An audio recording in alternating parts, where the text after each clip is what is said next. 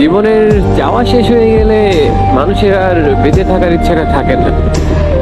মানুষ জন্ম নেওয়ার পরে যখন সে বুঝতে শিখে, তারপর থেকে মানুষ একটা কিছু একটা কিছু একটা কিছু করতে করতে অনেক কিছু তার ড্রিম করে ফেলে।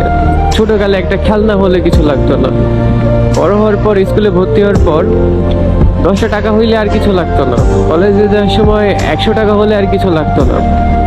এরপর চিন্তা করতো একটা বাইক লাগবে, একটা ফোন লাগবে, দেন এরপর একটা গার্লফ্রেন্ড লাগবে বা ওয়াইফ লাগবে, এরপর একটা ছেলে মেয়ে, এরপর কি ছেলে মেয়ে বিয়ে দাও, এরপর আল্লাহ আল্লাহ করতে করতে জীবনটা পাড়ি দিয়ে দাও।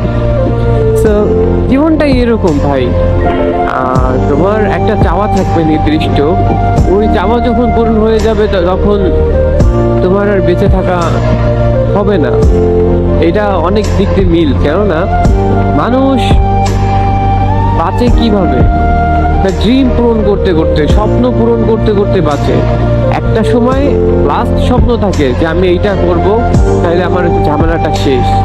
দেন ওইটা হবে তার মেয়ের বিয়ে, নাই তার ছেলের বিয়ে, না হয় তার পোতা পত্নীর মুখ দেখবে, এরকম কিছু একটা দিয়ে তারপর কিন্তু জীবনটা শেষ হয়ে যায়। Rest in pace.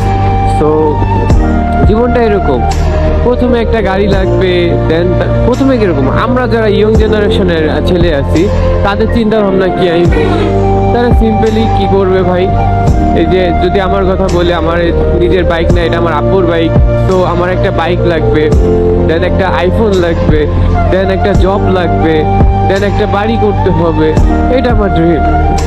এরপর বিয়ে শাদী, ছেলে মেয়ে, এরপর কি হবে আমি জানি না ভাই। তো এই কারণেই বলতেছিলাম, মানুষের স্বপ্ন শেষ হয়ে গেলে মানুষের জীবনও শেষ হয়ে যায়। তো সবার জন্য দোয়া করি, আল্লাহ তাআলা সবার স্বপ্ন যেন পূরণ করে। তো সবাই ভালো থাকবেন, সুস্থ থাকবেন, টেক কেয়ার, আল্লাহ হাফেজ, টাটা।